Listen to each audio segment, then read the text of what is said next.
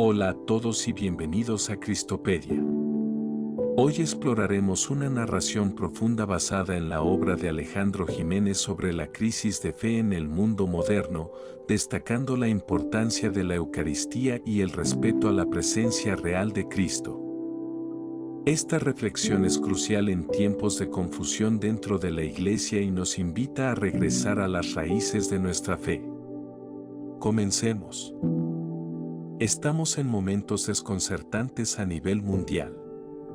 Una humanidad sin rostro, en pánico, arrodillada ante un supuesto virus que, hábilmente manipulado, lo invade todo y lo trastoca todo, incluso, piensan muchos, el templo de Dios. Este virus llega en una atmósfera de pérdida de valores humanos, como consecuencia lógica del debilitamiento de la fe católica que dio vida al mundo occidental. Este agoniza por haber olvidado que el cuerpo de Cristo es la vida para el mundo, Juan capítulo 6, versículo 51. De forma que el virus más mortífero, el mayor cáncer destructor de la vida humana, ha de ser el rechazo al principio vital, a la fuente de la vida, al vencedor de la muerte, Cristo Jesús sacramentado. Se oscurece la fe católica mientras se agranda la sombra de una religión universal, en la que Cristo vuelve a ser puesto al nivel de ladrones y bandidos, Juan capítulo 10, versículo 8. Y lo que más nos duele y nos desgarra el alma es contemplar la pasión eucarística a la que es sometido Jesús sacramentado dentro de su propia casa. Al abandono de los sagrarios se suman las profanaciones que sufre el Señor al ver que sus templos se comparten con los servicios al becerro de oro, disfrazado de turismo cultural, a las incontables comuniones sacrílegas por el pecado mortal, a las que se producen en las humillantes celebraciones ecuménicas e interreligiosas, a los horribles sacrilegios derivados de la comunión en la mano, a los producidos por la desidia y la ausencia de delicadeza al no colocar la bandeja bajo la barbilla del comulgante. Y aún habrá pastores ciegos que nos consideren exagerados y alarmistas. Lamentable, absurda y sibilina es la actitud de justificar la comunión en la mano mirando a los comienzos de la Iglesia, sin fijarse en el respeto que se predicaba entonces para evitar la caída al suelo de las sagradas partículas. Con el paso del tiempo, y por acción del Espíritu Santo, se eliminó lo primero y se ha mantenido lo segundo. Pero en estos momentos de apostasía de los gentiles, segunda de Tesalonicenses capítulo 2, versículo 3, un espíritu de rebeldía al Espíritu Santo se ha apoderado de teólogos duros de cerviz e incircuncisos de corazón y de oídos, Hechos de los Apóstoles capítulo 7. Versículo 51, para manipular la historia de la Iglesia y atacar la presencia real de Cristo en la Eucaristía.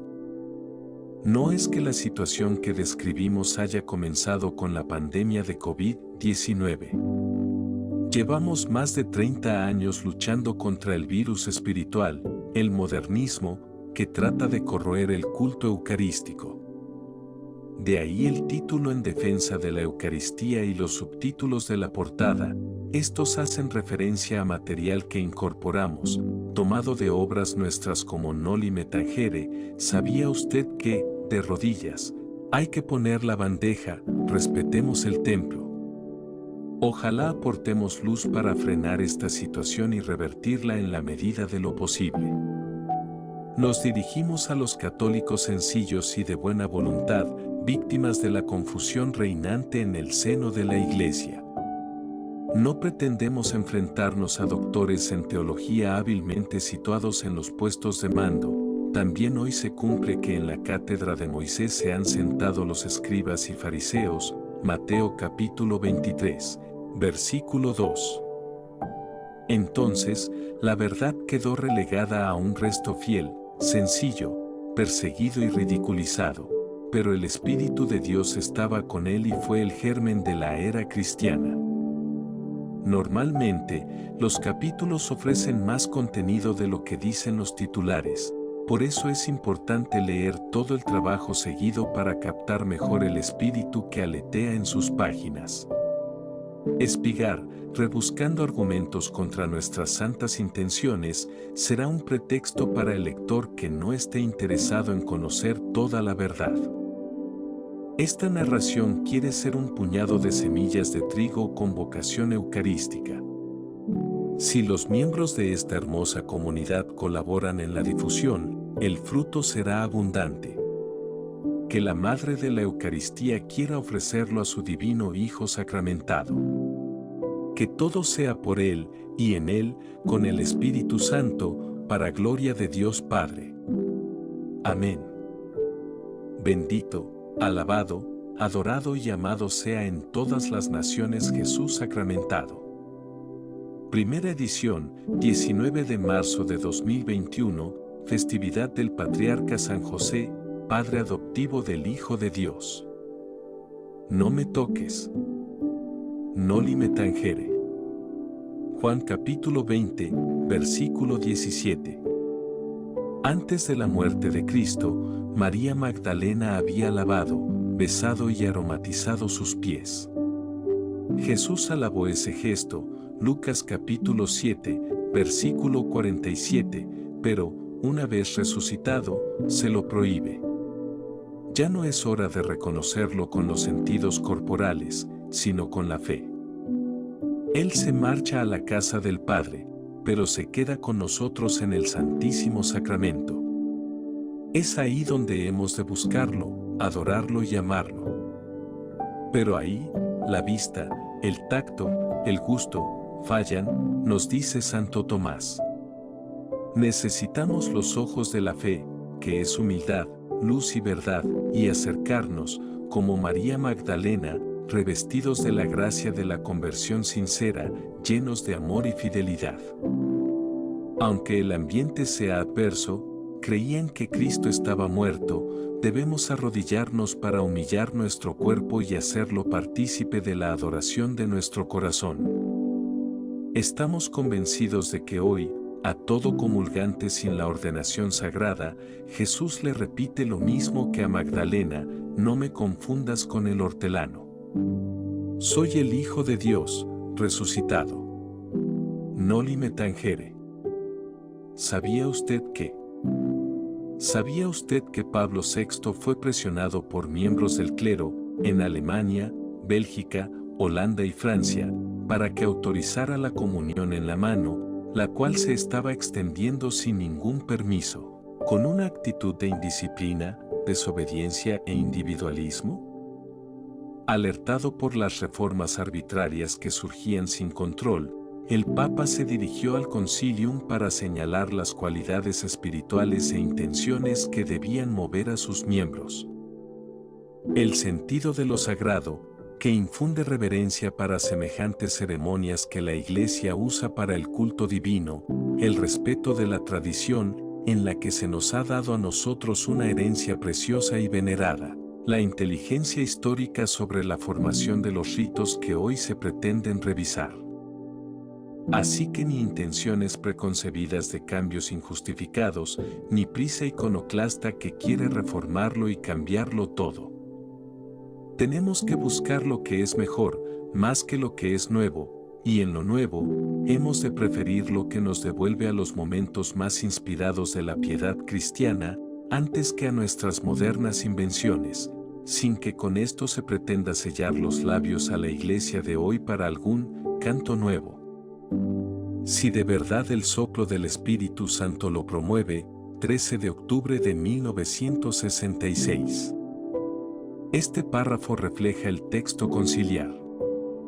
No se introduzcan innovaciones si no lo exige una utilidad verdadera y cierta a la Iglesia, a partir de las formas ya existentes.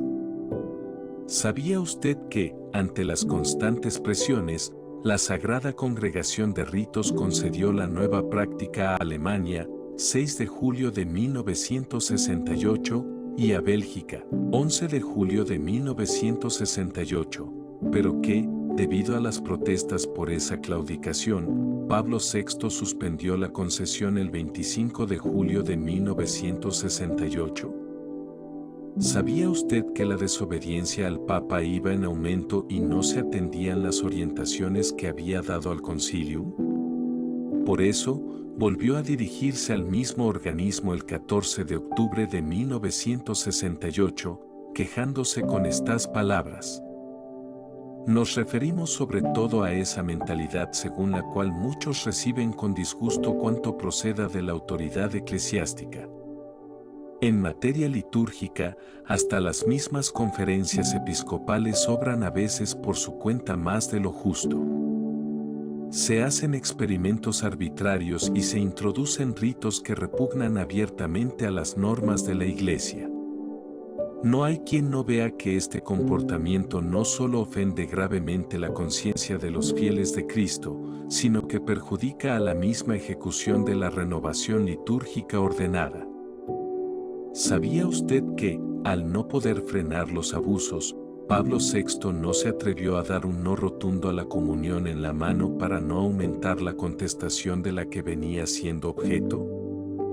Recordemos, por ejemplo, el Catecismo holandés, octubre de 1966, gestado durante el Concilio, y el Concilio Pastoral holandés, 1967 a 1969. Que proponía el sacerdocio femenino y rechazaba el magisterio de Pablo VI.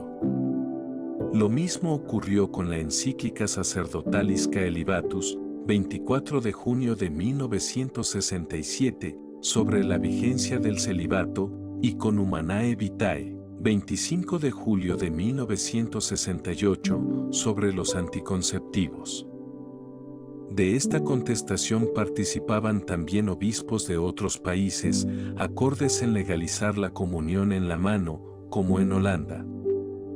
Entonces, el Papa creyó conveniente realizar una encuesta al episcopado mundial, a la que, el 12 de marzo de 1969, habían respondido 2.136 obispos. El resultado fue el siguiente. A la pregunta, ¿se ha de acoger el deseo de que, además del modo tradicional, se permita también el rito de recibir la Sagrada Comunión en la mano? No, non placet 1.233 obispos. Sí, placet 567 obispos. Según, placet justa modum 315 obispos. Votos inválidos, 27.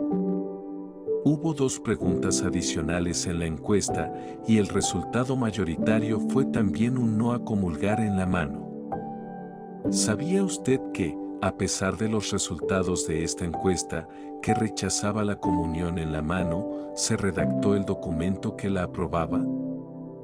Sí, algo chocante, escandaloso, absurdo, pero histórico y real. El documento es la Instrucción Memoriale Domini, M.D., firmada por el cardenal Beno y el padre Bugnini el 29 de mayo de 1969 y aprobada por el Papa el día anterior. La instrucción se deshace en alabanzas a la comunión tradicional, en la boca, dando la impresión de que pretende mantenerla por encima de cualquier experimento moderno. De acuerdo con la gravedad del asunto, el Sumo Pontífice ha decidido no cambiar el modo, hace mucho tiempo recibido, de administrar a los fieles la Sagrada Comunión. En consecuencia, la Sede Apostólica exhorta calurosamente a los obispos, sacerdotes y fieles a que se conformen diligentemente a la ley vigente y nuevamente confirmada, tomando en consideración el juicio dado por la mayor parte del episcopado católico, la forma actual de la Sagrada Liturgia y también el bien común de la misma Iglesia. El texto continúa proclamando las bondades de la comunión tradicional, en la boca, de rodillas y con bandeja. Porque significa la reverencia de los fieles cristianos hacia la Eucaristía, es parte de aquella preparación que se requiere para recibir el cuerpo del Señor del modo más fructuoso. Permite asegurar mejor la reverencia debida al cuerpo de Cristo. Se garantiza con mayor eficacia la distribución de la Sagrada Comunión con la reverencia, el decoro y la dignidad que conviene para alejar todo peligro de profanación y para tener, finalmente, con los mismos fragmentos del pan consagrado, el cuidado diligente que la Iglesia ha recomendado siempre. Pues bien, después de recoger estas afirmaciones que definen el rito tradicional de comunión como el más perfecto, no cabe optar por otro sin contristar al Espíritu Santo, que nos ordena en Cristo buscar la perfección, porque Dios, nuestro Padre, es perfecto. Mateo, capítulo 5, versículo 48. Sin embargo, tras estas alabanzas a la comunión en la boca, y pasando por alto que el sumo pontífice ha decidido no cambiar el modo, aparece en los párrafos finales un espíritu de contradicción que nos deja perplejos y estupefactos, ya que aprueba lo contrario a la voluntad del sumo pontífice y de la mayoría de los obispos del mundo.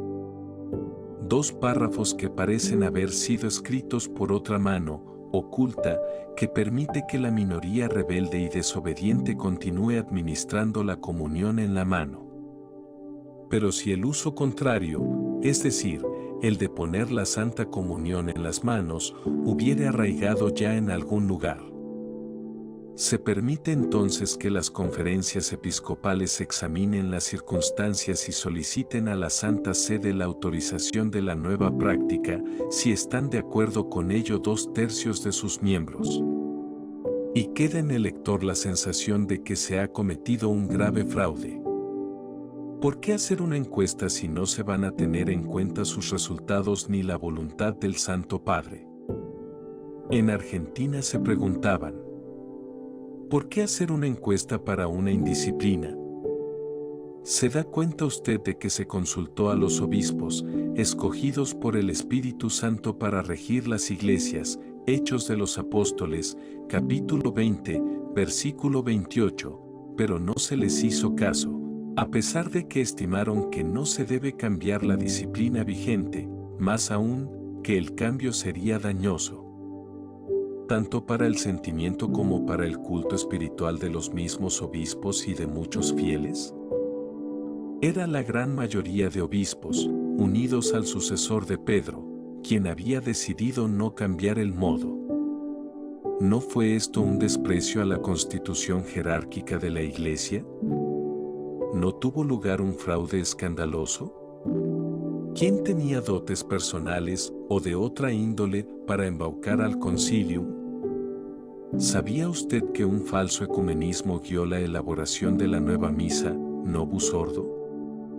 La oración de la Iglesia no debe ser un motivo de malestar espiritual para nadie.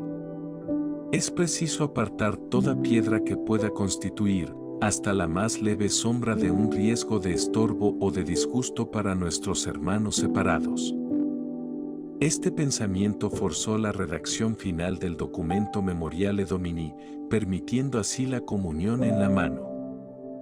Fue esto precisamente lo que pretendía y llevó a cabo uno de los dos firmantes de Memoriale Domini, el secretario del Concilium, pero en la práctica, director y gestor de toda la reforma litúrgica, el padre Annibale Bugnini. Así lo manifestó en su momento. Bugnini lo consiguió. Max Turian, uno de los 6 teólogos protestantes, véase foto adjunta, que actuaron como observadores, afirmó que, con la nueva misa, las comunidades no católicas podrán celebrar la Santa Cena con las mismas plegarias que la Iglesia Católica. Teológicamente, es posible. La foto adjunta muestra la ceremonia de comunión en una celebración luterana de la Cena del Señor. Los reformadores se apresuraron a añadir al nuevo rito, ya orientado a los no católicos, el cambio al modo protestante en la forma de comulgar. No faltaron voces acusadoras que denunciaban las nubes oscuras que se cernían sobre la Iglesia. No nos extenderemos en este punto, pero recordaremos algunos ejemplos. El breve examen crítico del Novus Ordo Missae, non. Este documento, dirigido a Pablo VI, advierte en su preámbulo: el Novus Ordo Missae, si se consideran los elementos nuevos, susceptibles de apreciaciones muy diversas, se aleja de manera impresionante de la teología católica de la Santa Misa, tal como fue formulada en la 22 sesión del Concilio de Trento. Tantas novedades aparecen que podría resultar reforzada la duda según la cual verdades siempre creídas por el pueblo cristiano podrían cambiar o silenciarse sin que haya infidelidad al depósito sagrado de la doctrina, al que la fe católica está ligada para la eternidad. Cierto es que, después de esta carta, hubo precisiones doctrinales por parte del Papa en noviembre y numerosos ensayos. Aún así, Ottaviani manifestó: hará falta una obra prudente e inteligente de catequesis para solucionar algunas perplejidades legítimas que puede suscitar el texto.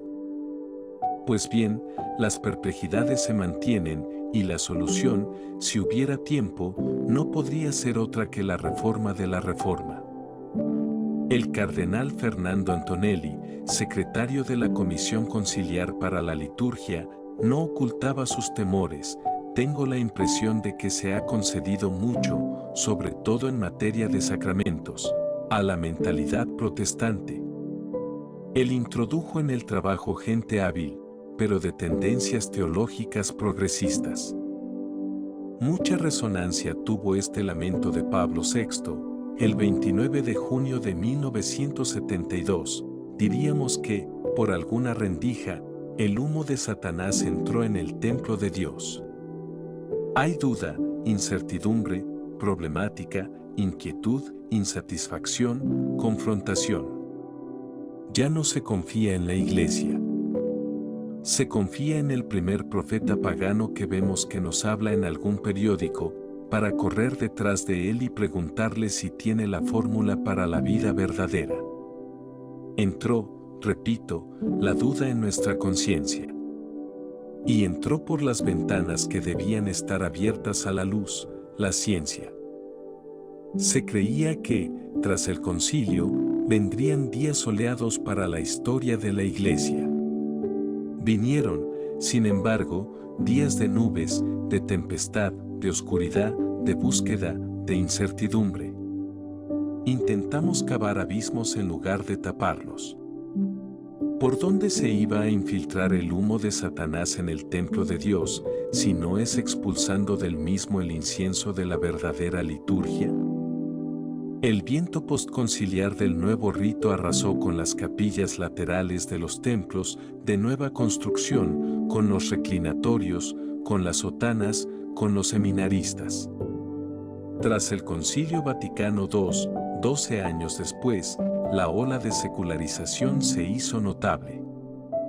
Aunque no se puedan conocer cifras exactas y concretas, se supone que no menos de 20.000 curas dejaron de serlo, o mejor, pidieron ser dispensados del celibato eclesiástico. La ola no ha descendido. El cardenal Joseph Ratzinger señalaba con el dedo el origen del mal: la crisis de la Iglesia que vivimos hoy reposa en gran medida sobre la desintegración de la liturgia. La liturgia degenera en un show, en el que se intenta hacer que la religión resulte interesante con ayuda de las tonterías de moda, con éxitos momentáneos en el grupo de los fabricantes litúrgicos.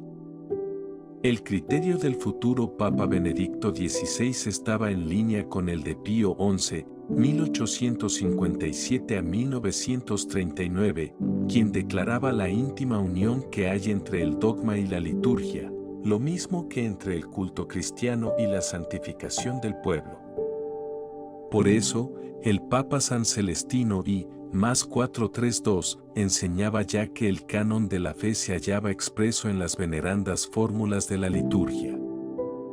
La Hermandad Sacerdotal Española, que agrupaba a más de 6.000 sacerdotes, el 5 de noviembre y el 11 de diciembre de 1969 envió al Papa una carta en la que le pedían permiso para continuar celebrando la misa de siempre. De este modo evitaban también el peligro de la comunión en la mano, aprobada en mayo a través del Fraude Memoriale Domini. Con la segunda carta iba otra dirigida al Pebugnini, al que le recordaban las alabanzas de Max Turian a la nueva misa y que la herejía no puede jamás ser materia de obediencia. Es decir, el espíritu de la Reforma consistía en que los católicos se hicieran menos católicos para agradar no a Jesucristo, sino a los que por seducción del error o por espíritu de discordia se separaron de la única iglesia fundada por el Hijo de Dios. Al aceptarlo como hecho consumado, se olvida que Cristo nos advirtió que había venido a separar a los que le aman de los que le rechazan, Mateo 10:35, a poner división entre el error o la mentira y la verdad. Sin medias tintas, el que no está conmigo está contra mí, Mateo 12:30.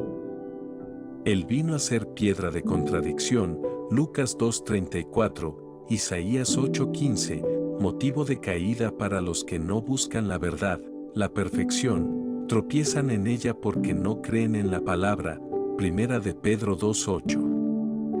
Así pues, el rito tradicional de la misa era la piedra de contradicción, la piedra de toque que marcaba la pureza del rito católico, pues atesoraba la sabiduría milenaria que garantiza las mejores disposiciones para alimentarse dignamente del verdadero pan del cielo, Juan 6:32.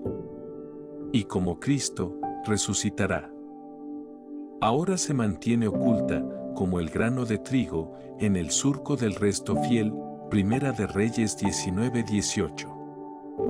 ¿Se da cuenta usted de que no se pidió el parecer de los laicos, cuando según el concilio tienen la facultad y, a veces, el deber de expresar su opinión acerca de lo que mira al bien de la Iglesia?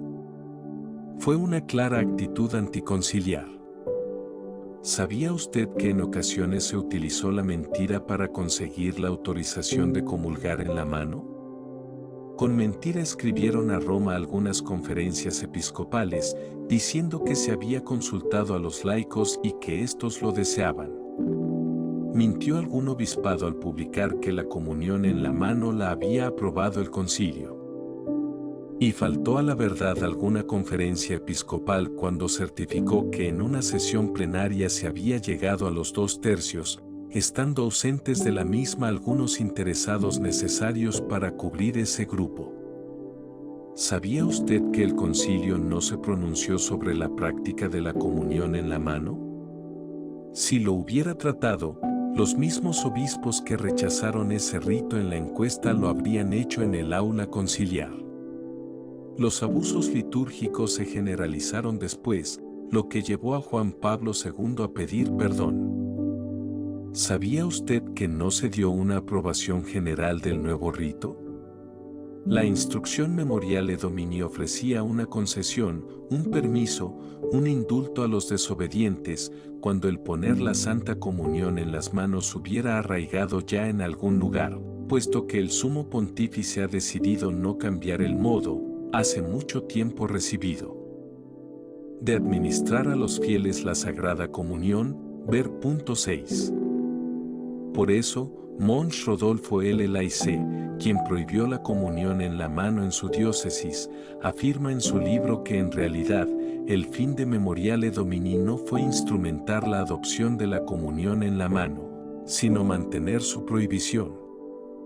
Y nos preguntamos quiénes tenían tanta fuerza en el Vaticano como para frenar los deseos del Papa. ¿Sabía usted que en los primeros siglos se tenía un conocimiento bastante imperfecto del misterio eucarístico y que eso dio lugar a muchos abusos y herejías? Por ejemplo, las de arrianos, docetas, gnósticos, marcionistas, aerianos, antropomorfitas, artotiritas, ofrecían queso con el pan en la liturgia, aquarios, ofrecían solo agua en el cáliz, ofitas. Ofrecían panes tocados por una serpiente viva que se colocaba en el altar, catafrigas. Algunos daban la Eucaristía a los recién nacidos. Otros la colocaban sobre el pecho del difunto.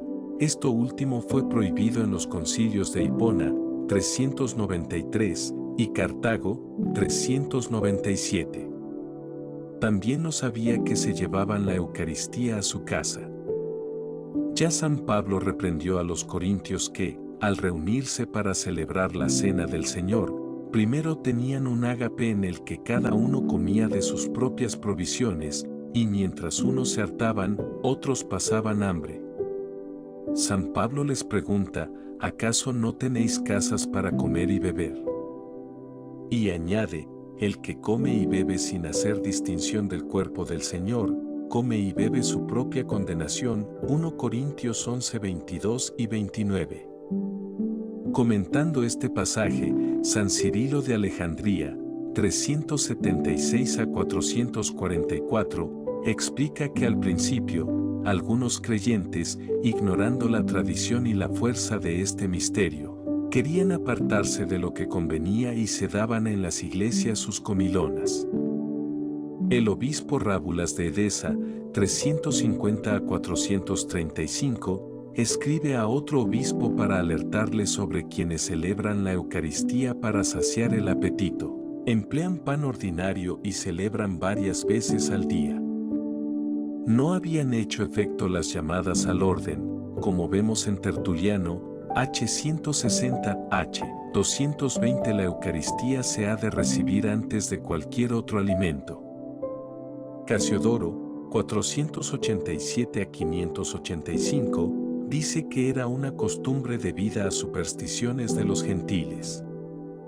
Novaciano, 200 a 258, aun siendo hereje, se lamentaba de quienes se llevaban la Eucaristía a casa y en el camino se entretenían con los espectáculos paganos.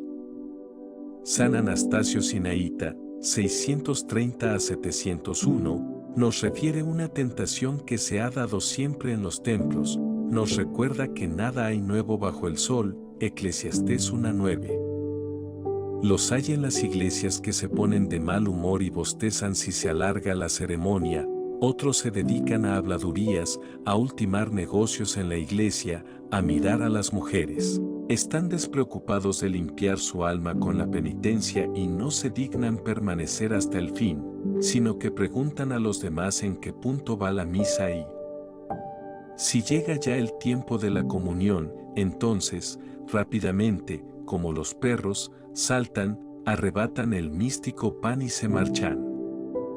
Incluso había confusión entre las funciones de presbíteros y diáconos, algo que intentó cortar el Concilio de Nicea, año 325 ha llegado al Santo y Grande Sínodo que, en algunos lugares y ciudades, los diáconos dan la Eucaristía a los presbíteros, y también ha sido conocido que ya algunos diáconos tocan la Eucaristía aún antes que los obispos. Así pues, esas cosas sean suprimidas. Un siglo más tarde, el problema continuaba. Lo denuncia San Jerónimo, año 374 al 420. Oigo que alguno ha llegado a tan gran insensatez como para anteponer los diáconos a los presbíteros. Sí, como dice San Basilio, año 330 al 379, cualquiera podía llevarse la Eucaristía a su casa y comulgar cuando quisiera, cuántas faltas de respeto y sacrilegios se darían. Los que no eran capaces de portarse bien con el Señor en su templo, ¿cómo lo harían en las casas de los amigos? Esta costumbre se extinguió a comienzos del siglo VI. También fue evolucionando el modo de guardar el Santísimo Sacramento. El situarlo en el altar mayor se fue imponiendo a partir del siglo XIII, como podemos observar en las Ordenations de los ermitaños de San Agustín, redactadas bajo Alejandro IV, año 1254 al 1261. Queremos que en todas nuestras iglesias se guarde el cuerpo de Cristo en un ciborio colocado sobre el altar mayor, dentro de píxides, cajas, de marfil o de otra materia preciosa, en cantidad modesta, cubierto con un velo limpísimo. Sin embargo, el rito de la comunión en la mano establecido en 1969 no ha sido ninguna evolución, sino una involución ruinosa, un acto retrógrado no promovido por el Espíritu Santo.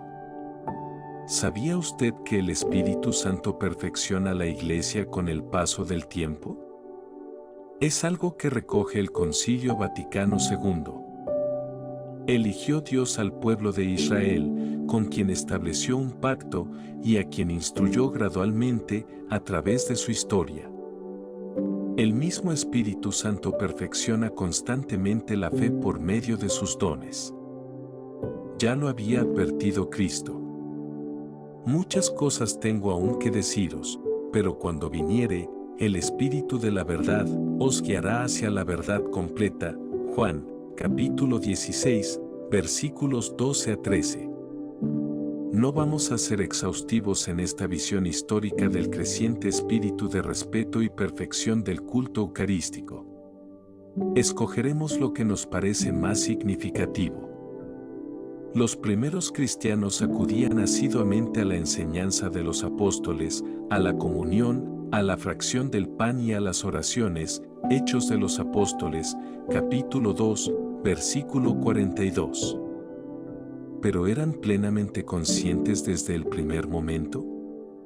¿No necesitaban de la enseñanza de los apóstoles para ir mejorando día a día? La ignorancia o la mala fe no darían lugar a abusos. Veamos.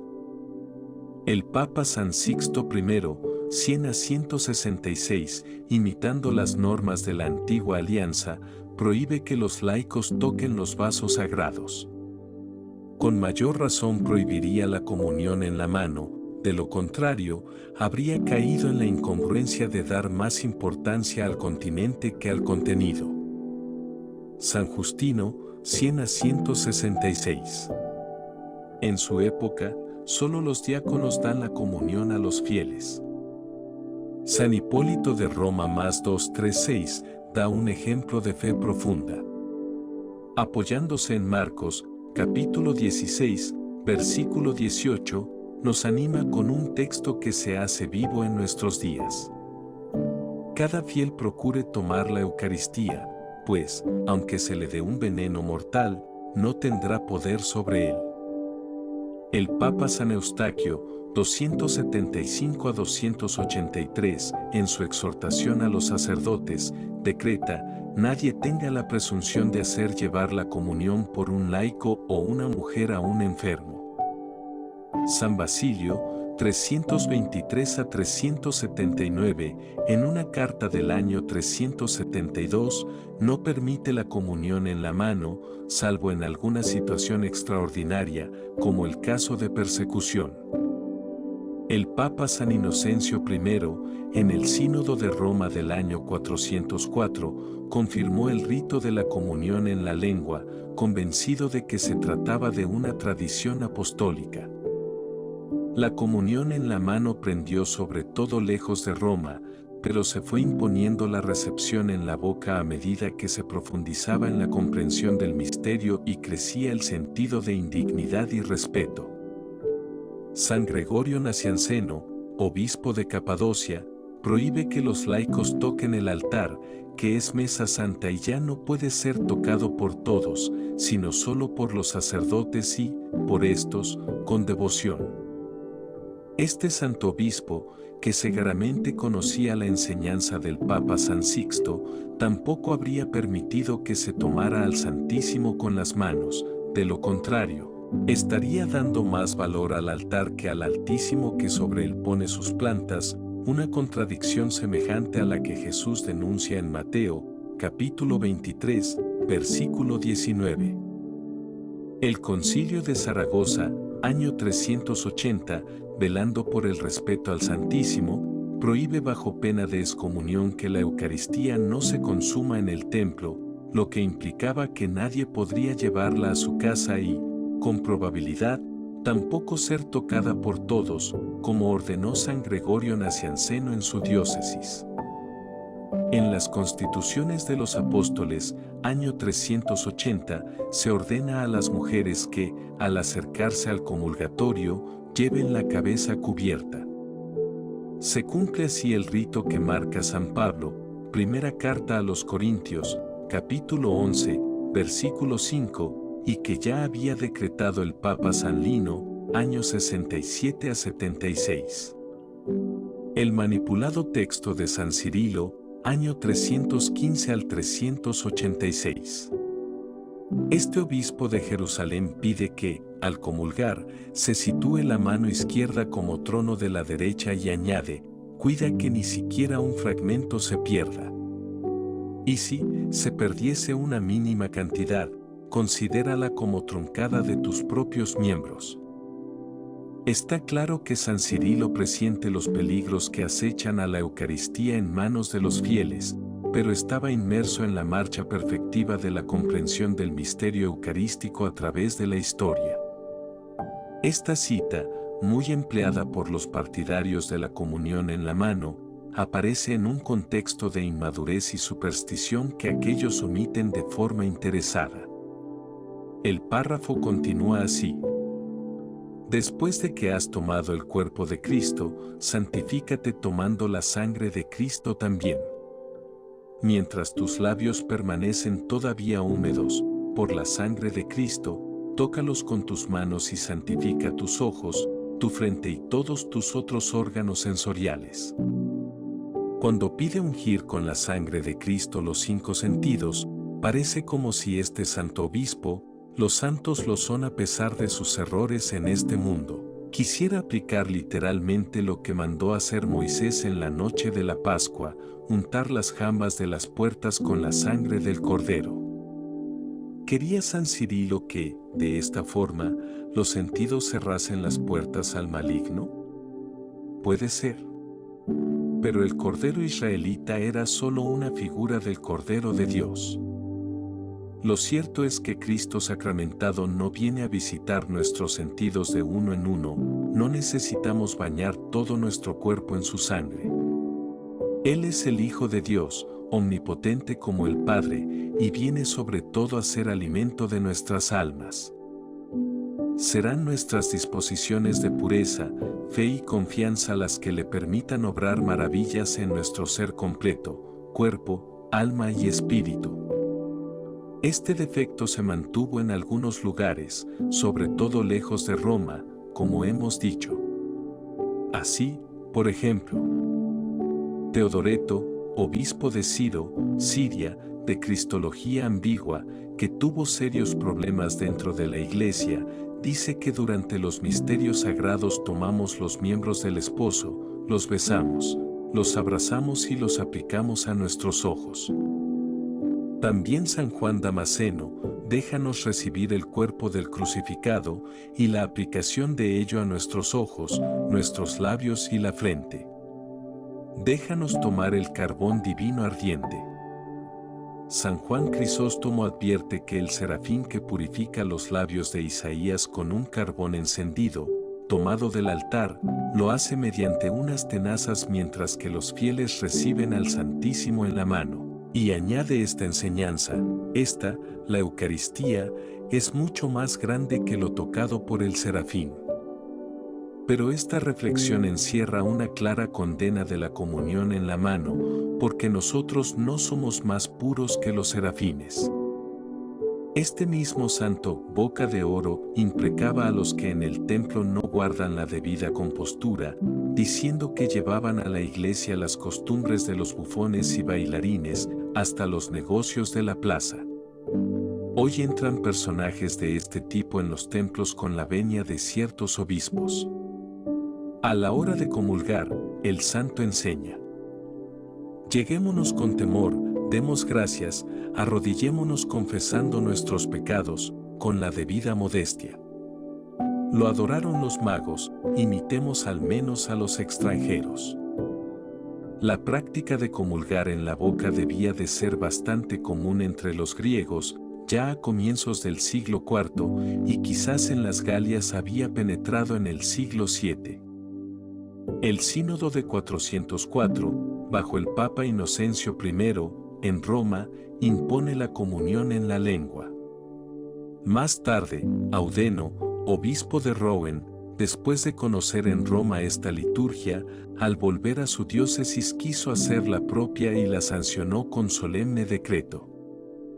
San Jerónimo, que fue secretario del Papa San Dámaso, apoyaba sin duda el progreso de los griegos, pues hace una seria crítica a la comunión en la mano. Este doctor de la Iglesia, basándose en primer libro de Samuel, capítulo 21, versículo 5, expone, si quienes habían estado con sus esposas, los que acompañaban a David, no podían comer los panes de la proposición, reservados al sumo sacerdote, cuanto menos podrá ser violado y tocado por ellos aquel pan que bajó del cielo. San Cesario de Arles, en uno de sus sermones, muestra la costumbre de que las mujeres no reciban la comunión directamente en la mano, sino sobre un paño colocado sobre ella. Así será decretado más tarde por el Concilio de Auxerre. Probablemente tomaban por modelo a la hemorroísa, que solo tocando el manto de Cristo quedó curada. Al hacerlo así, las mujeres ya no necesitaban lavarse las manos, pero los varones sí. El Papa San León Magno recuerda en su sermón V que el Santísimo Sacramento debe recibirse en la lengua. El Papa San Agapito curó milagrosamente a un sordomudo al administrarle la comunión en la boca. El Papa San Gregorio Magno daba la comunión en la lengua. En el Sínodo de Rouen, convocado por el obispo Eudeno y celebrado bajo el reinado de Clodoveo II, se trataron de eliminar las faltas de respeto con que algunos sacerdotes y laicos trataban la Eucaristía.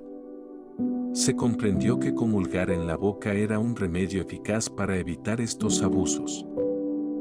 Por ello, se reafirmó la práctica que Roma seguía desde hacía al menos 2 siglos, se prohibió la comunión en la mano y se estableció la siguiente norma para sacerdotes y diáconos. No ponga la Eucaristía en manos de ningún laico o mujer, sino que la deposite en la boca con estas palabras: el cuerpo y la sangre del Señor te sea de provecho para la remisión de los pecados y para la vida eterna. Y si alguno quebrantare estos preceptos, por menospreciar a Dios omnipotente y, en cuanto esté de su parte, deshonrarlo, sea alejado del altar. En el Sexto Concilio Ecuménico, Tercer Concilio de Constantinopla, se prohibió a los fieles que comulgaran por sí mismos y se amenazó con la excomunión a quienes tuvieran la osadía de hacerlo. Para ese momento, la Iglesia ya había alcanzado una mejor comprensión de la grandeza del misterio eucarístico y de la necesidad de recibirlo con el debido respeto. San Anastasio Sinaíta, tratando de corregir abusos y malas disposiciones en el templo, cita a San Pablo, primera carta a los Corintios, capítulo 11, versículo 28 y siguientes, sobre el discernimiento necesario para que la Eucaristía no sea motivo de condenación. Luego, pregunta a los fieles: ¿comprendes ahora cómo la enfermedad y la muerte provienen, con la máxima frecuencia, de acercarse indignamente a los divinos misterios? El Segundo Concilio de Córdoba condenó a los casianos, que repartían la comunión en la mano y apoyaban herejías. Santo Tomás de Aquino, el doctor angélico, afirma: por reverencia a este sacramento, ninguna cosa entra en contacto con él, la Eucaristía, a no ser que esté consagrada, por lo cual se consagra no solo el corporal, sino también el cáliz, y asimismo las manos del sacerdote, para tocar este sacramento. De donde se deduce que a ningún otro le es lícito tocarlo. Este texto es claro y nos advierte que la comunión en la mano conlleva siempre un riesgo de profanación. San Francisco de Asís advierte: solo ellos, los sacerdotes, deben administrarlo, y no otros. La tradición y la prohibición de la comunión en la mano. El Concilio de Trento, 1545 a 1563, de carácter dogmático, mantuvo la prohibición de la comunión en la mano, enraizada en la tradición apostólica.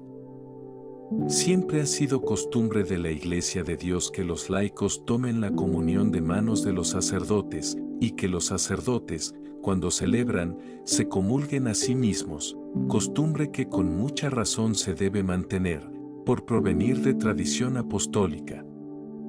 El valor de la tradición en la Iglesia. ¿Comprende usted que despreciar lo establecido por la Iglesia después de tantos siglos de perfeccionamiento es oponerse al Espíritu Santo, que la ha acompañado desde sus comienzos? Evangelio según San Juan, capítulo 14, versículo 16. Veamos. San Agustín: sería locura insolente discutir qué se debe hacer, cuando toda la Iglesia universal tiene ya una práctica establecida. Santo Tomás de Aquino: es una vergüenza ridícula y abominable que toleremos la violación de las tradiciones que desde la antigüedad recibimos de nuestros mayores. El Papa Pío XII, conocido como el Doctor Supremo, mantenía la misma postura 15 siglos más tarde. Hay que reprobar severamente la temeraria osadía de quienes introducen intencionadamente nuevas costumbres litúrgicas o hacen renacer ritos ya desusados y que no están de acuerdo con las leyes y rúbricas vigentes. El Concilio Vaticano II también advierte: no se introduzcan innovaciones si no lo exige una utilidad verdadera y cierta de la Iglesia. En una encuesta realizada, la gran mayoría de los obispos consideró que se debía rechazar el cambio.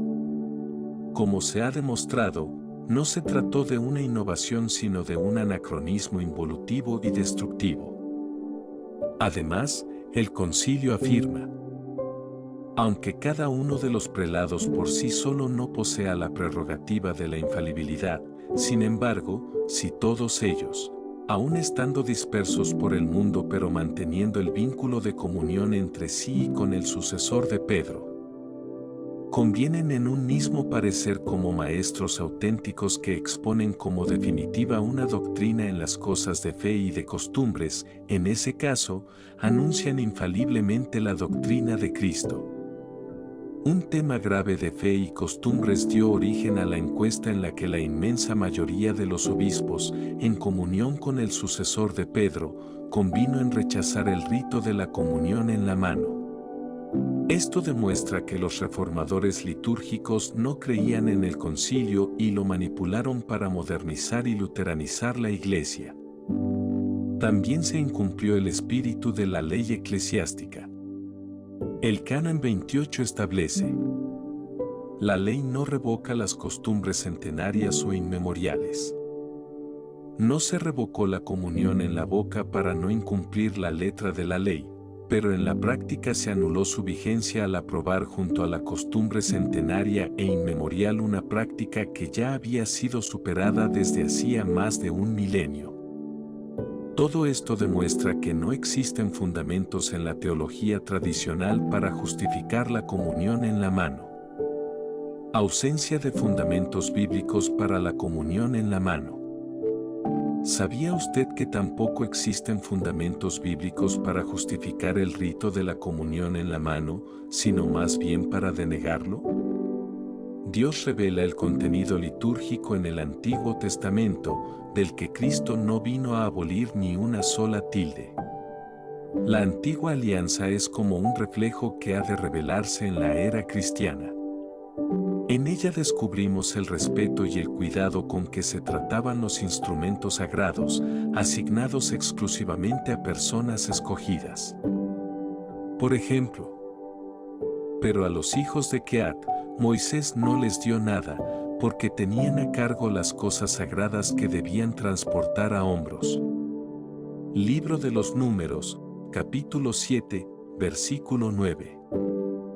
Durante el traslado del Arca de la Alianza desde la casa de Aminadab, fue colocada en un carro nuevo. Usa y su hermano conducían el carro, mas cuando llegaron a la era de Kidón, Usa alargó su mano para agarrar el arca porque el ganado vacuno se había resbalado. Como consecuencia, Usa murió en el acto por haber realizado una misión que Dios no le había encomendado. El mismo David sintió temor de Dios y decidió no llevar el arca de inmediato a Jerusalén, sino dejarla en casa de Obededom. Allí permaneció 3 meses. Más tarde, David dio instrucciones claras. Solamente los levitas han de llevar el arca de Dios, pues a ellos los escogió Yahvé para llevar el arca de Dios y para hacer el servicio ante él para siempre. Luego llamó a sacerdotes y levitas y les ordenó: santificaos vosotros y vuestros hermanos para que podáis transportar el arca de Yahvé, Dios de Israel. Reconoció entonces la falta que motivó el castigo divino. Pues por no haberla llevado vosotros la vez anterior, Yahvé, nuestro Dios, nos ha castigado, porque no le buscábamos conforme a la ley. Así, llevaron el arca no en un carro, sino a hombros, como había ordenado Moisés, según la palabra de Dios. Primer libro de las Crónicas, capítulo 15, versículos 2 al 15. En este contexto, los levitas de hoy serían los diáconos célibes, debidamente ordenados. Como se mencionó anteriormente, San Jerónimo hace una crítica severa a la comunión en la mano. Basándose en el primer libro de Samuel, capítulo 21, versículo 5, expone: si quienes habían estado con sus esposas, los que acompañaban a David, no podían comer los panes de la proposición, cuánto menos podrá ser violado y tocado por ellos aquel pan que bajó del cielo. En el Evangelio encontramos dos momentos muy claros. Cuando Jesús realiza el milagro de la multiplicación de los panes y los peces, que prefiguraba la institución del gran milagro de la Eucaristía, Él no entrega los panes directamente a las personas hambrientas, sino a través de los apóstoles y discípulos. Y habiéndolos partido, los entregó a los discípulos, y estos a la gente. Evangelio según San Mateo, capítulo 14, versículo 19. San Lucas nos habla de 72 discípulos, a quienes envió delante de él para predicar, con poder para curar enfermos y expulsar demonios. Después de esto, el Señor designó a otros 72 y los envió de dos en dos delante de él, a todas las ciudades y lugares a donde él debía ir. Evangelio según San Lucas, capítulo 10, versículos 1 al 12 y 17 al 20. Al igual que en el pasaje anterior, los discípulos del texto evangélico representan hoy a los diáconos célibes debidamente ordenados. Otro ejemplo claro lo encontramos cuando Cristo resucitado ordena a María Magdalena: Noli me tangere. No me toques. Evangelio según San Juan, capítulo 20, versículo 17. El eco de estas palabras fue calando en los primeros siglos de la Iglesia, como hemos visto previamente, y dio lugar a la prohibición de que los laicos tocaran los vasos sagrados e incluso el altar. Esta norma se reafirmó y actualizó cuando, con una mayor comprensión del misterio eucarístico, la Iglesia prohibió la comunión en la mano. Esto también cumple lo anunciado en el Salmo: abre bien tu boca y yo la llenaré. Salmo 80, 81, versículo 11. En este pasaje, Dios promete alimentar a su pueblo fiel con flor de harina y miel de la roca. Salmo 80, 81, versículo 17, un claro símbolo eucarístico. La comunión es el momento de máxima ternura del Padre, como se expresa en el libro del profeta Oseas. Los atraje con lazos humanos, con cuerdas de amor. Fui para ellos como quien alza a un niño contra su mejilla, me inclinaba hacia él para darle de comer. Libro de Oseas, capítulo 11, versículo 4. Existen otros textos bíblicos que apoyan esta enseñanza. La profanación eucarística de hoy en día ya estaba predicha en el Apocalipsis. La voz que yo había oído del cielo me habló de nuevo y me dijo: ve y toma el libro abierto de la mano del ángel que está de pie sobre el mar y sobre la tierra. Fui, pues, al ángel y le pedí que me diera el librito. Y él me dijo: tómalo y cómelo, amargará tus entrañas, pero en tu boca será dulce como la miel. Tomé el librito de la mano del ángel y lo comí, en mi boca era dulce como la miel, pero después de haberlo comido, sentí amargura en mis entrañas. Entonces me dijeron: debes profetizar de nuevo acerca de muchos pueblos, naciones, lenguas y reyes. Apocalipsis, capítulo 10, versículos 8 al 11. El Verbo de Dios nos alimentó primero con su palabra, a través de la vista, lectura, y el oído, escucha. Luego, el Verbo se hizo carne y puso su morada entre nosotros. Evangelio según San Juan, capítulo 1, versículo 14, convirtiéndose así en alimento por vía oral. Por esta razón, la Santa Misa consta de la liturgia de la palabra y la liturgia eucarística, ya que ambos alimentos son necesarios para nosotros. En la cita del Apocalipsis vemos un misterio. No puede tratarse de un libro físico, pues se nos dice que debemos comerlo. Es algo con lo que Dios nos alimenta por vía oral y nos concede el poder de profetizar. Esto es la Eucaristía. En cada misa se abre el libro sellado y se nos da como alimento en la Sagrada Comunión. La Eucaristía es lo más dulce que el hombre puede recibir, pues es alimento de vida eterna.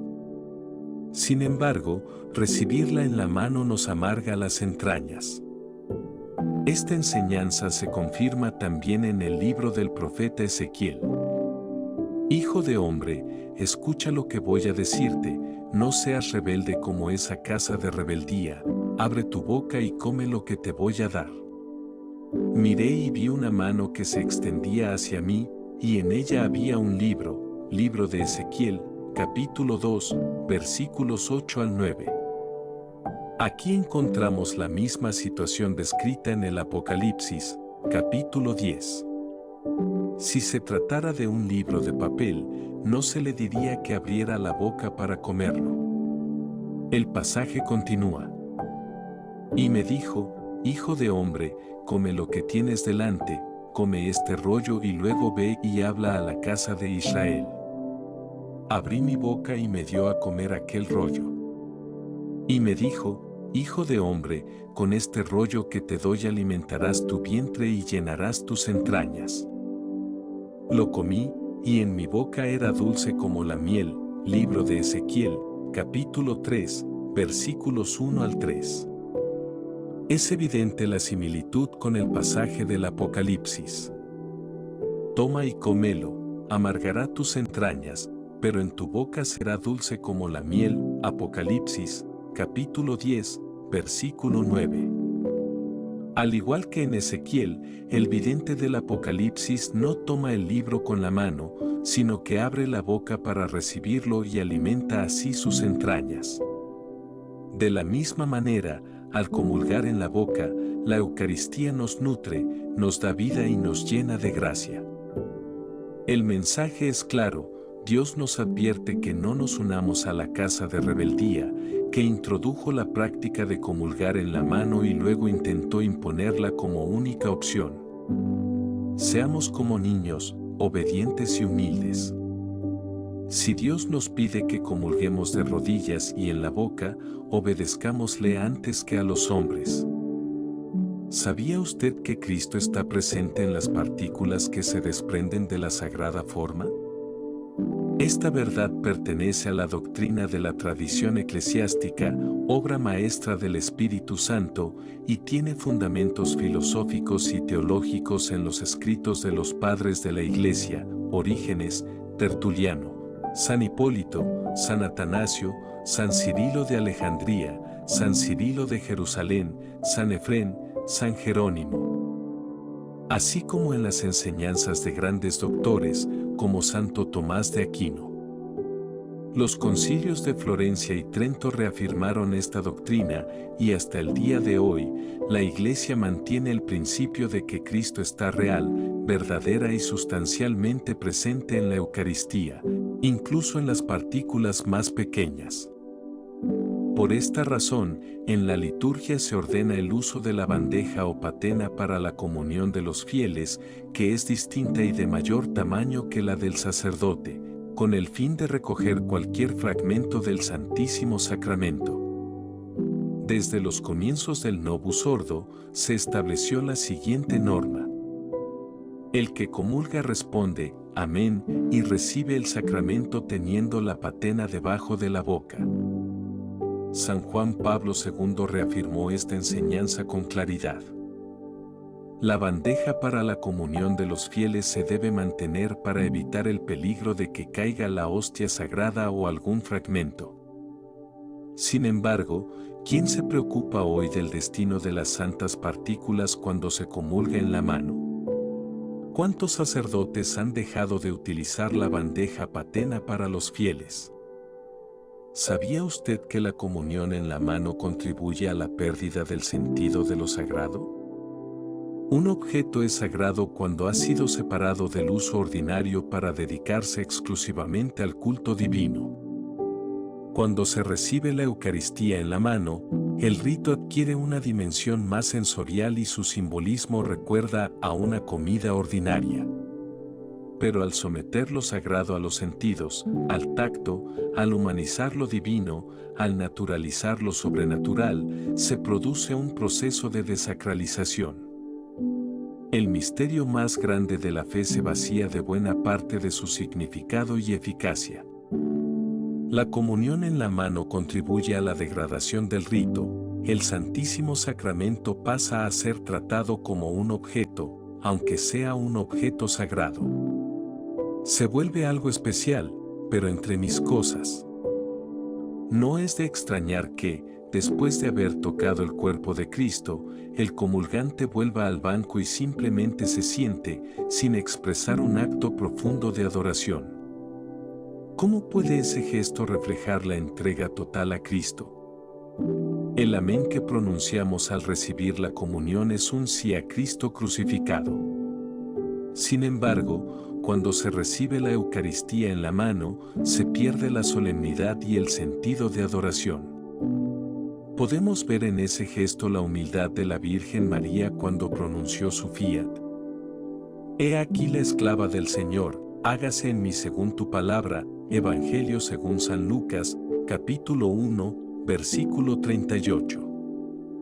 ¿Cómo podemos reconocer en este rito, despojado de reverencia, la unión de la criatura con su Creador? Insistimos, cuando nos acercamos al misterio espiritual abusando de los sentidos, el efecto es contrario al deseado. No aumenta la fe tocando el Santísimo Sacramento con las manos, sino que se degrada, se banaliza. Santo Tomás de Aquino lo expresa bellamente en el himno Adoro te Devout. La vista, el tacto, el gusto, en ti fallan. La fe no se fortalece con estímulos sensoriales. Lo que debemos hacer es ahondar en la humildad para que nuestra fe crezca. Cristo mismo nos enseña este principio en su respuesta a Tomás. Bienaventurados los que crean sin haber visto. Evangelio según San Juan, capítulo 20, versículo 29. La desacralización de la comunión y sus consecuencias. Recibir la Sagrada Eucaristía en la mano lleva inevitablemente a la rutina y al descuido del sentido de lo sagrado. Cuando la comunión se convierte en un acto meramente mecánico, el alma siente un vacío aún mayor. Si seguimos por el camino de los sentidos, ¿cuál sería el siguiente paso? Hacer las formas de mayor tamaño, como ya ocurre, con la esperanza de que esto aumente la fe, en lugar de dedicar más tiempo a la catequesis eucarística. ¿Dibujar en la hostia un rostro de Cristo en colores para facilitar la devoción? Si usted no cree que el Espíritu Santo ya ha guiado a la Iglesia sobre la forma correcta de comulgar, entonces se verá tentado a imaginar nuevas maneras. Pero mejor no lo haga. El mismo Dios que dio instrucciones precisas sobre cómo debía distribuirse el maná en el desierto, ha enviado su Espíritu a la Iglesia para edificar la tradición, roca firme y faro de verdad para quienes buscan a Dios con sincero corazón. La desacralización en cadena. La comunión en la mano no solo afecta a la reverencia personal, sino que provoca una desacralización en cadena. Si podemos recibir la Eucaristía en nuestras manos y darnos de comulgar a nosotros mismos, ¿qué impide que la distribuyamos libremente o la llevemos a los enfermos, sin el debido ministerio ordenado? ¿Por qué preocuparnos por vestiduras litúrgicas como albás, sotanas o roquetes si todo se ha reducido a un gesto común? ¿Para qué arrodillarse si el nuevo rito insiste en que la comunión debe parecerse a una simple comida?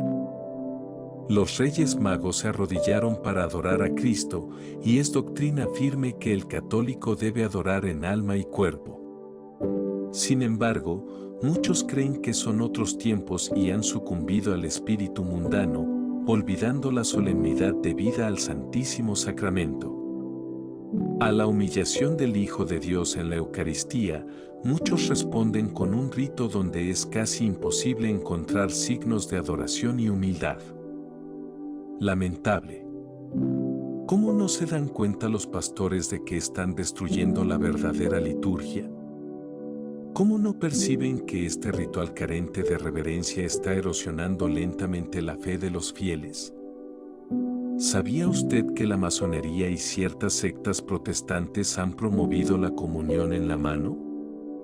Existen documentos que demuestran que desde el siglo XIX, la masonería infiltrada en la Iglesia ha trabajado para que los católicos adopten la comunión en la mano y de pie. En el siglo XX, varios místicos han denunciado esta infiltración.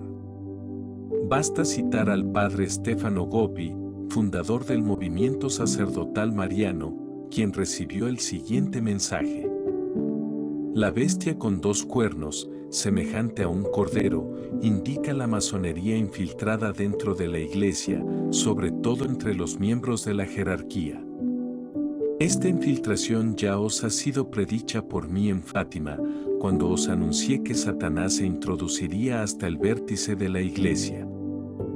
El fin de la masonería eclesiástica es destruir a Cristo y a su Iglesia, construyendo un nuevo ídolo, un falso Cristo y una falsa Iglesia. Su objetivo es justificar el pecado y atacar la devoción al Santísimo Sacramento.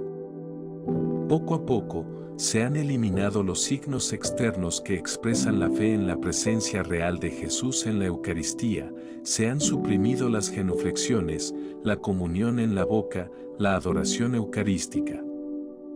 Este testimonio no es aislado, sino una muestra de una realidad más profunda. El caso Bugnini, la reforma litúrgica y la pérdida del sentido de lo sagrado.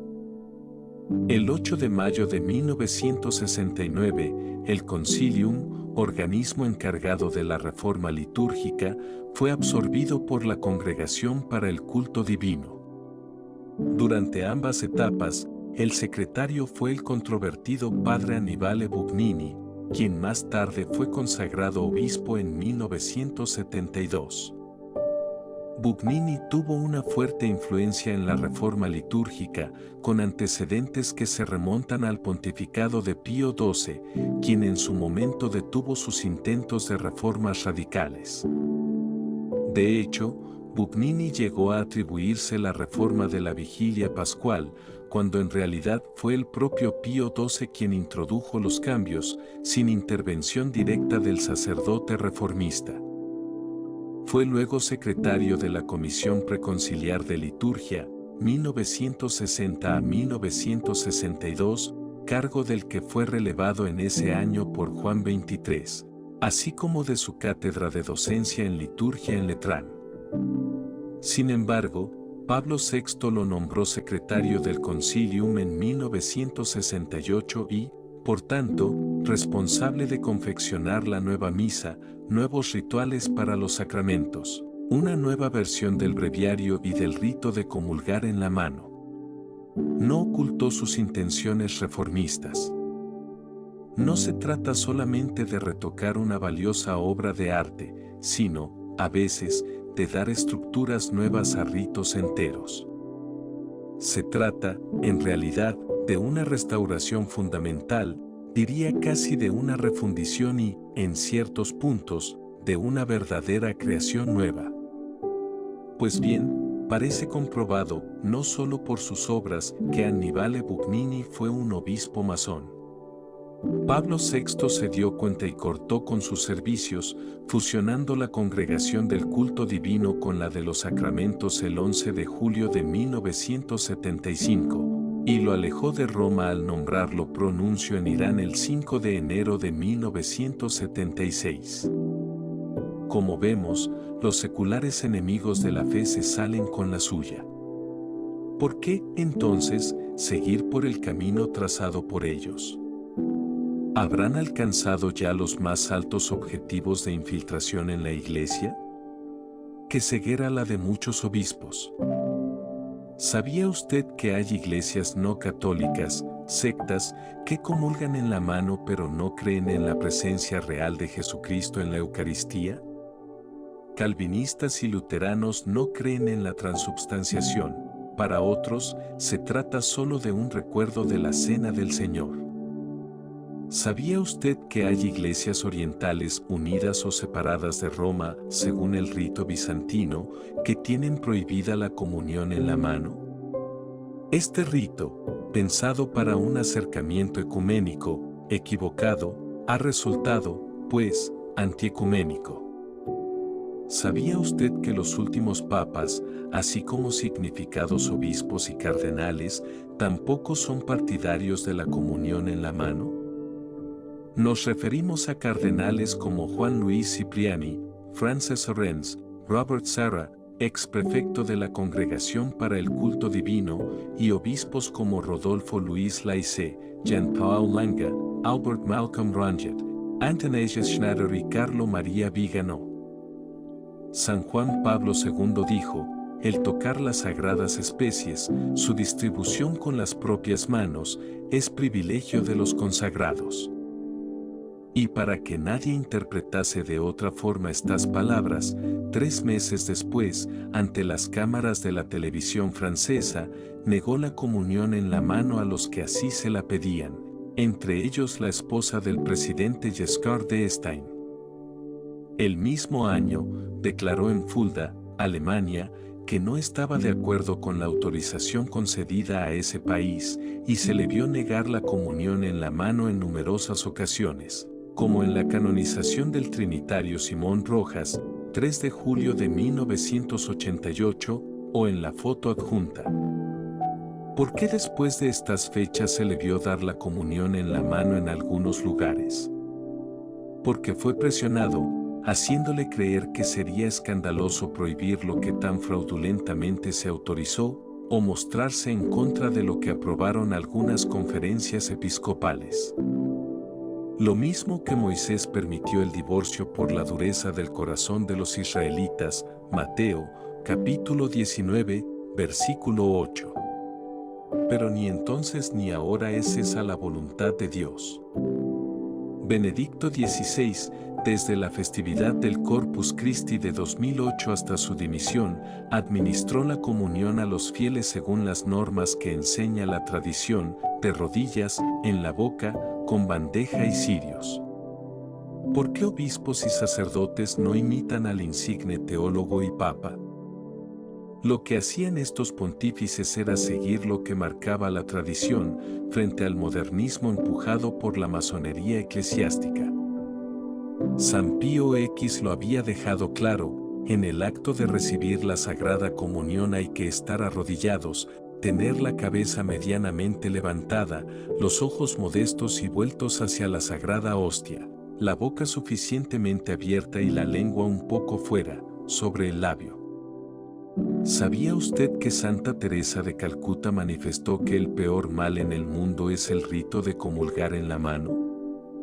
Lo afirmó el padre George William Rudloe en 1989 durante una homilía en la iglesia de St. Agnes de Nueva York. La pregunta del sacerdote fue: Madre, ¿cuál es, a su criterio, el peor problema del mundo?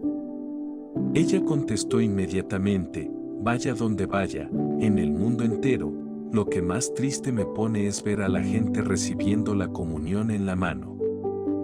El padre esperaría otra respuesta: la pobreza, el hambre, pero en el corazón de Madre Teresa resonarían las palabras del Señor: a los pobres siempre los tendréis con vosotros, pero a mí no siempre me tendréis. Mateo, capítulo 26, versículo 11.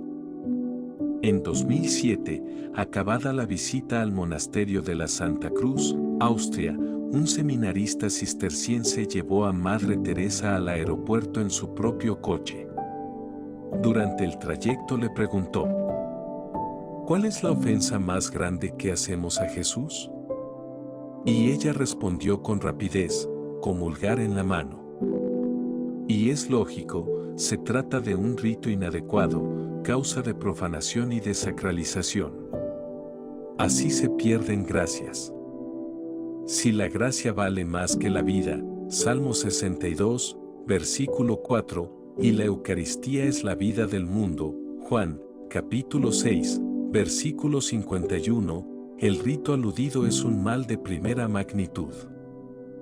Por otra parte, Cristo sabe que cierta pobreza es una cruz salvadora que mantiene a muchos unidos a Dios, mientras que, siendo ricos, le abandonarían. Recordemos lo del camello y el ojo de la aguja, Mateo, capítulo 19, versículos 23 al 30.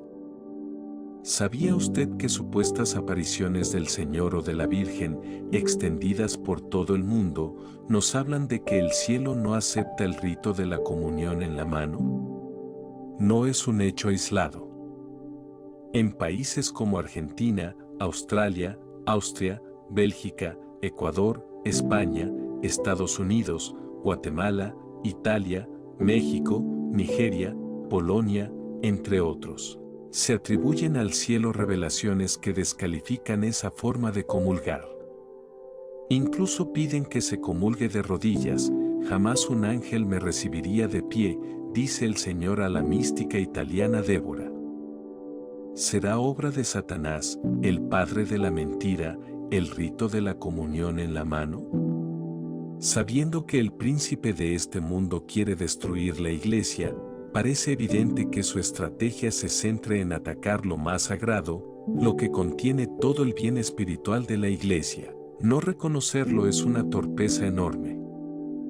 Y no debe extrañarnos lo que nuestro Jesús comunicó a la mística boliviana estigmatizada, Catalina Rivas: no son ni 10 ni 20 los verdugos que destrozan mi cuerpo, son muchísimas las manos que lastiman mi cuerpo. Recibiendo la comunión en la mano, el trabajo sacrílego de Satanás. Lo recibido por esta vidente coincide con lo manifestado por el demonio Acabor, obligado por varios sacerdotes en un famoso exorcismo: deben recibir la comunión en la boca y no en la mano. Hemos debatido, trabajado, largamente allí abajo, señala abajo, hasta que hemos conseguido introducir la comunión en la mano. Ella, señala arriba, quiere que diga: la Gran Señora, si viviera todavía, recibiría la comunión en la boca y de rodillas, y se inclinaría profundamente de esta forma, lo muestra. No se debe obedecer a los malos. Dios no quiere la comunión en la mano. Es muy conocido el caso de una mujer que hacía de ministro extraordinario de la comunión. Al morir, un pariente llegó a despedirse de la difunta cuando ya habían cerrado el ataúd. El sacerdote permitió que lo abrieran. Al mirar adentro, vieron que las manos de la mujer se habían quedado negras. Este signo, para mí, como para el resto, fue la confirmación de Dios de que las manos no consagradas no pueden distribuir a Jesús durante la comunión. Lo dice la mística austríaca María Simma, que recibía visitas de las almas del purgatorio. Más reciente, a finales de febrero de 2021, el padre Freddy Leonardo Herrera, de la parroquia de la Inmaculada Concepción de Bogotá, se puso a llorar durante la misa al tener una visión en la que Cristo es pisoteado por las personas que comulgan en la mano. Al terminar la ceremonia manifestó: duele mucho cuando el Señor permite compartir o ver ciertas cosas. A partir de este momento, en nuestra parroquia, solo se podrá comulgar en la boca y de rodillas. No podrá ser de otra manera. ¿Sabía usted que la práctica de la comunión en la mano ha potenciado siempre, y de forma incalculable en las últimas décadas, el número de profanaciones y sacrilegios? San Optato Milevitano, siglo IV, escribiendo contra Parmeniano, refiere la profanación sacrílega de quienes habían mandado echar la Eucaristía a los perros, y como éstos habían mordido a sus dueños. Si no se hubiera permitido comulgar en la mano ni llevar la Eucaristía a las casas, el sacrilegio se habría evitado. Las profanaciones y sacrilegios se han dado por todo el mundo desde el primer año de la autorización 1969, como recoge el sacerdote italiano P. Enrico Soffoli. Pero citemos un caso de resonancia mundial ocurrido en España. ¡Qué pena! En noviembre de 2015, un mal nacido acudió a 242 misas y, con las sagradas formas robadas, escribió en el suelo la palabra pederastia. Fue en una sala dependiente del Ayuntamiento de Pamplona, España. El sacrílego publicó en Twitter las fotos del proceso, el robo comulgando en la mano, la formación de la palabra, la postura final. Tanta maldad contra el sacramento, que es fuente y culmen de toda la vida cristiana, no puede concebirse sin una acción satánica directa sobre el culpable, es una coronación de espinas en el siglo XXI. ¿El Estado que tales cosas permite no recibirá su justo castigo? Si la comunión se hubiera entregado en la boca, habría sido más difícil tanto sacrilegio.